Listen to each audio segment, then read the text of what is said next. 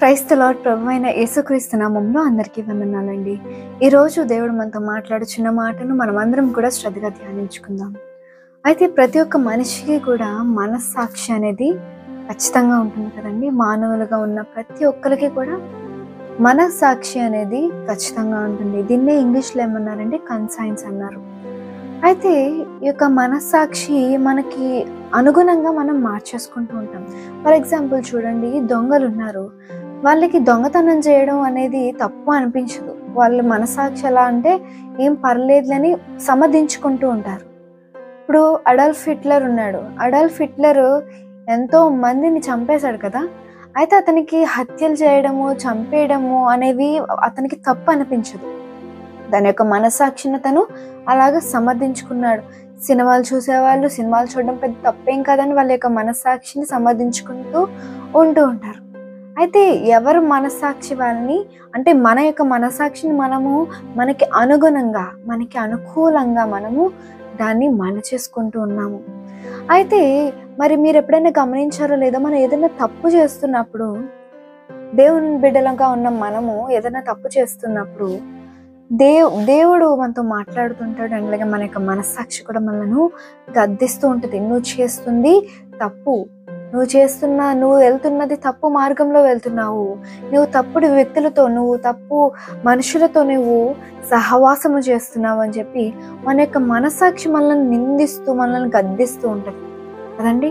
అయితే బైబిల్లో కొన్ని రకాల మనస్సాక్షులు అయితే కనబడుతున్నాయి. ఒకటి ఏంటంటే వాత వేయబడిన మనస్సాక్షి, సియర్డ్ కన్సైన్స్. అంటే ఈ వాత వేయబడిన మనస్సాక్షి గలవారు ఎలా ఉంటారంటే, దేవుడు ఏదైతే చెప్పాడో దానికి అన్ని వ్యతిరేకంగా చేస్తూ వాటిని సమర్థించుకుంటూ ఉంటారు. ఇలాంటి వ్యక్తులు లోకంలో చాలా మంది ఉన్నారు.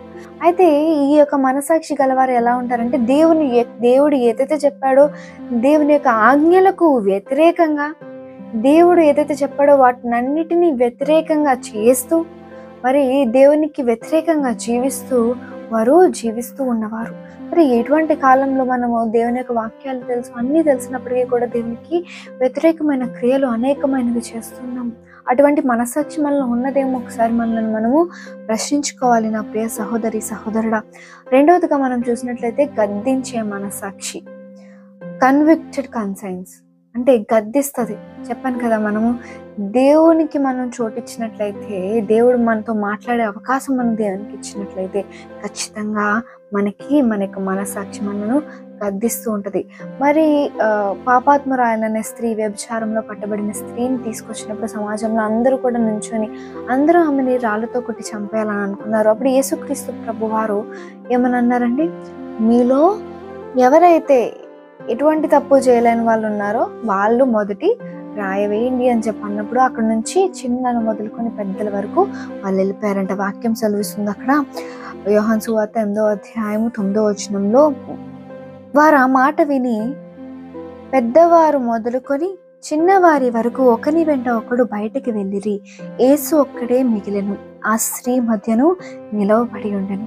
ఇక్కడ మనకి వారు ఆ మాట విని దగ్గర ఒక ఫుట్ నోట్ కనబడుతుంది. ఆ ఫుట్ నోట్ ఏంటంటే మనస్సాక్షి చేత గద్దింపబడిన వారే అని కూర్చబడి ఉన్నది. ఇక్కడ మనస్సాక్షి చేత గద్దింపబడిన వారు.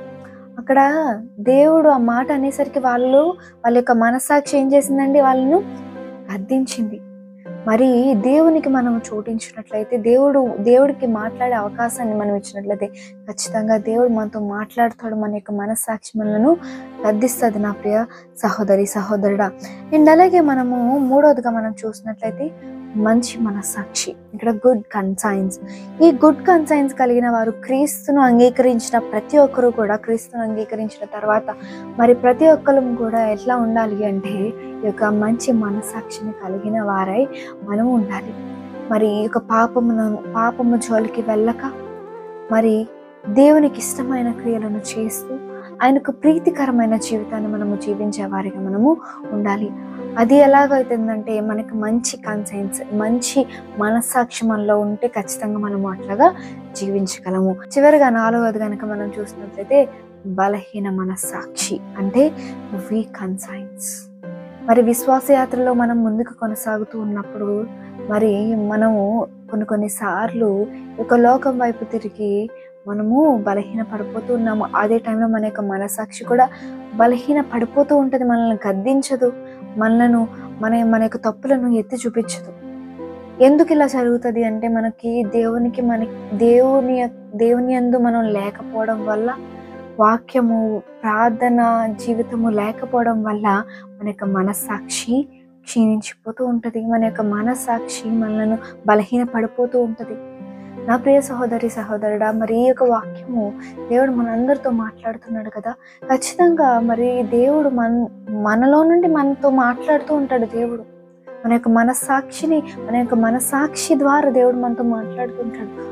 ఇది నువ్వు చేస్తుంది తప్పు అని చెప్పి మరి దానికి మనం లోబడినట్లయితే ఖచ్చితంగా మన యొక్క లైఫ్ ఫ్రూట్ఫుల్గా ఉంటుంది. అలా లోబడక మనము వ్యతిరేకంగా చేసిన వారమైతే, వాత వేయబడిన మనస్సాక్షి గల వారమై ఉన్నాము అంటే మన యొక్క జీవితము వృద్ధి పొందలేమండి. దేవుని యొక్క సన్నిధిలో మనకు చోటు ఉండదు అప్పుడు. నా ప్రియ సహోదరి సహోదరుడా, మరి ఈ యొక్క 4 కన్సైన్స్, ఈ యొక్క 4 మనస్సాక్షిని మనం ధ్యానించుకున్నాం కదా. వాత వేయబడిన మనస్సాక్షి గలవారమే మనం ఉండక, బలహీనపడిన మనస్సాక్షి గలవారమే మనం ఉండక, మరి మంచి మనస్సాక్షితో, మరి గద్దింపబడిన మనస్సాక్షితో మనం ఉంటే ఖచ్చితంగా మన యొక్క లైఫ్ అనేది ఫ్రూట్ఫుల్గా మారుతుంది. ఈ యొక్క వాక్యం దేవుడు మనందరి జీవితంలో నెరవేర్చును గాక. Amen. God bless you. Have a blessed day.